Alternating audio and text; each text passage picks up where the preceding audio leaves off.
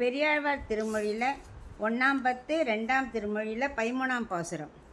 வண்டு அமர் பூங்குழல் ஆட்சி மகனாக கொண்டு வளர்க்கின்ற கோவலக்குட்டர்க்கு அண்டமும் நாடும் அடங்க விழுங்கிய கண்டம் இருந்தவா காணீரே காரிகையீர் வந்து காணீரே.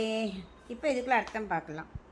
இந்த பாசுரத்தில் கண்ணனோட கண்டம், அதாவது கழுத்தை பார்த்து அனுபவிக்கிறதுக்கு கூப்பிடுறார்.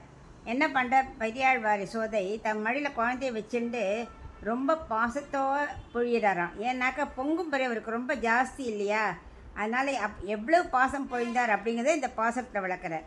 இதற்கு அடையாளமாக என்ன வண்டு இருக்கு இல்லையா, வண்டுகள், அது அமர்ந்து இந்த கூந்தலை பற்றி சொல்கிறார். இது எதுக்கு சொல்கிறார் அப்படின்னாக்கா, இதுக்கும் பாசத்துக்கும் என்ன சம்பந்தம்? பெரியாழ்வார் என்ன சொல்கிறாருன்னா, அந்த கூந்தலில் நல்லா வாரி பூச்சூட்டி கொண்டா தான் அது வண்டுகள் எப்போவுமே அதில் அமர்ந்துருக்குமா. அழகாக தலையை வாரி பூச்சூட்டி கொண்டா தான் அந்தந்த வேலைக்கு ஏற்ற மாதிரி பூச்சூட்டிப்பாலாம். அப்போ தான் குழந்தை தாய் முகத்தை பார்த்துட்டே ஆசையோடு பால் குடிக்குமா. இதுக்காக யசோதை ஒவ்வொரு முறையும் புதிய புதிய பூவை நல்லா சூட்டி கொள்வாளாம். அதனால் என்ன பண்ணுமா, வண்டுகள் செடிகள் ஒன்றுமே இருக்காதான், எல்லாமே இவ தலையில் இருக்கிறனால இங்கே எப்போவுமே வந்து அமர்ந்துடுமா, போயிட்டு போயிட்டு வராதான், அப்படியே அமர்ந்து தேனை வருகின்றே இருக்குமா.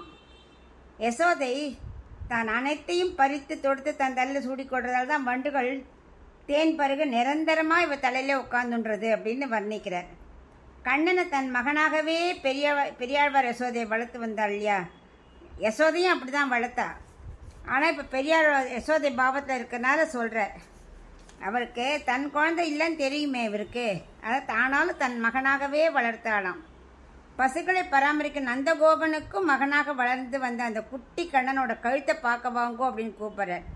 ஏன்னாக்க அந்த கழுத்தில் பார்த்தாக்க இந்த பிரளய காலத்தில் அந்த பிரபஞ்சம் முழுக்க சேத்தனங்கள் எல்லாம் மொத்தமாக விழுங்கியிருந்தா இல்லையா, அது கழுத்தில் அப்படியே அழகாக தெரியறதான், கிறிஸ்டல் கிளியர்னு சொல்லுவா இல்லையா, அவ்வளோ கிளியராக அந்த அழகாக தெரியறதான்.